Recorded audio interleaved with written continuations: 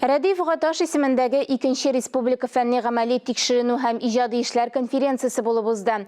Тулырак Динә Нәҗметдинова сюжетында. 60 еллык иҗат бит ул, 60 еллык.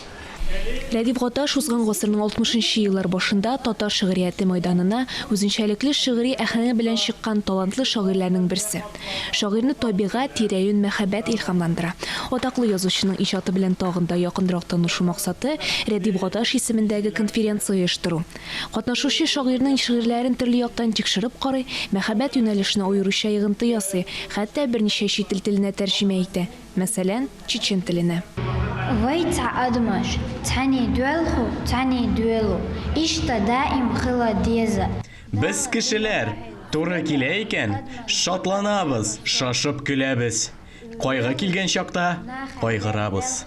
Яшьне түгеп, елый беләбез. Мең еллардан мирас ил бизәгедер, халкым күңеленең төседер бу яулык.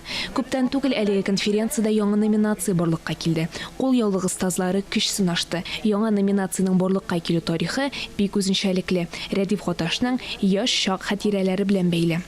Бу конференция башта кайтып куям, 2нче ел инде һичләрдән ойный алмыйм, әле ойнамаган сәгатьләремнән шикелле һич тә көтелмәгәнчә бик матур итеп әзерләнгәннәр. Һәм менә сез әйткәнчә, әле төрле телләргә тәрҗемә итүдә һич көтелмәгәнчә булды. Япончага, французчага, инглизчәгә, хәтта чечен теленә, үзебезнең Россиядән. Һәм шунысы кызыклы, Испаниядән минем сүзләргә җырны, Сара Салыкованың безнең җыр дигәнне скрипкада уйнадым, моннан кайткан. Яни Испаниядә скрипка дәресләре бирә торган кызыбыз, татар кызы. Менә шундый онлайн бер кызыклы матур әйбер булды. Иң истәлекле мизгелләрнең берсе бүләкләү тантанасы.